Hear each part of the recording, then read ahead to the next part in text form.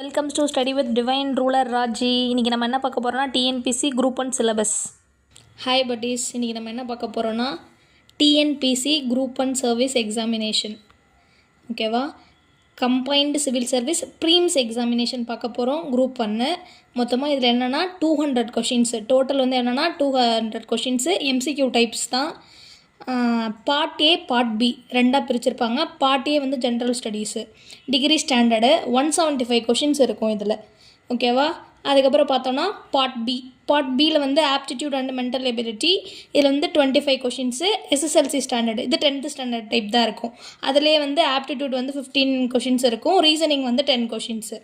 இப்போ ஆப்டிடியூட்னு பார்த்தீங்கன்னா simplification, ஹச்சிஎஃப்பு, LCM இதெல்லாம் நம்ம ஸ்கூல் டைம்லேயே சிம்பிள் இன்ட்ரெஸ்ட்டு ஸ்கூல் டைம்ஸ்லேருந்தே இதை படிச்சுட்ருக்கோம்.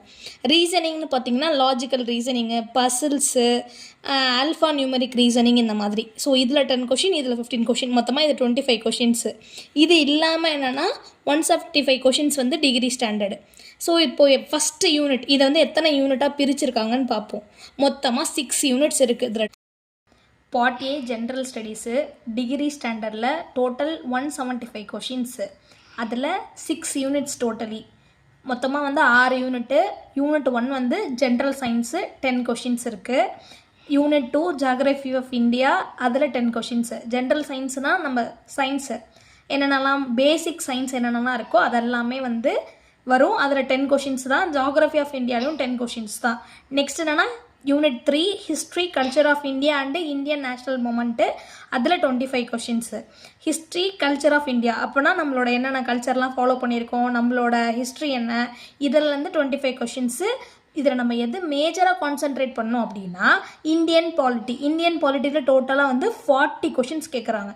என்ன பற்றினா அந்த கான்ஸ்டியூஷன்ஸ், முக்கியமாக என்ன கான்ஸ்டியூஷன் இருக்குது, என்ன ஆர்டிக்கல், என்ன விதியில் இதெல்லாம் ஃபாலோ பண்ணுறாங்க அப்படின்றது எல்லாமே இந்தியன் பாலிட்டி தான் வரும். ஸோ நம்ம டிஎன்பிசிக்கு படிக்க ஸ்டார்ட் பண்ணிட்டோம் அப்படின்னாலே நமக்கு என்ன நல்லா தெரியணும் அப்படின்னா இந்தியன் பாலிட்டி ரொம்ப முக்கியமாக தெரியணும். அதில் 40 கொஷின் வரும். அப்போ யூனிட் 5 என்னென்னா Indian economy and development administration in Tamil Nadu. அதில் மொத்தம் 50 கேள்வி கேட்குறாங்க.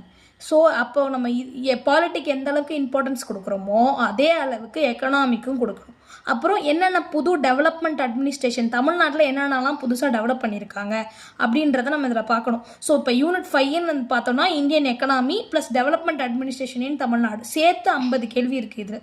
ஸோ இருக்கிறதுலே பெரிய யூனிட்னு பார்த்தோன்னா இந்தியன் எக்கனாமியும் டெவலப்மெண்ட் அட்மினிஸ்ட்ரேஷன் இன் தமிழ்நாடு தான்.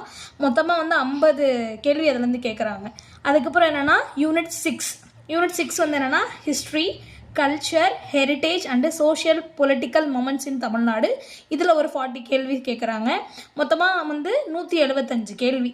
ஸோ இது 6 யூனிட்டாக பிரிச்சுருக்காங்க. ஃபஸ்ட்டு நம்ம என்ன ஸ்டார்ட் பண்ணலாம் அப்படின்னா எக்கனாமி ஸ்டார்ட் பண்ணலாம். இந்தியன் எக்கனாமி, ஏன்னா இதில் தான் அதிகமான கொஷின்ஸ் இருக்குது. ஸோ நேச்சர் ஆஃப் இந்தியன் எக்கனாமினா என்ன, இதெல்லாம் பற்றி பார்க்கணுன்னா நெக்ஸ்ட் வீடியோ லைக் பண்ணுங்கள், ஷேர் பண்ணுங்கள், கமெண்ட் பண்ணுங்கள், சப்ஸ்கிரைப் பண்ணுங்கள். தொடர்ந்து என்ன ஃபாலோ பண்ணுங்கள். டிஎன்பிசி குரூப் 1 நம்ம ப்ரீம்ஸ் கிளியர் பண்ணுறோம், நெக்ஸ்ட்டு மெயின்ஸ் கிளியர் பண்ணுறோம், இன்டர்வியூ கிளியர் பண்ணுறோம், வேலைக்கு போகிறோம், மாஸ்க் காட்டுறோம். தேங்க்யூ ஃபார் வாட்சிங் பட்டீஸ்.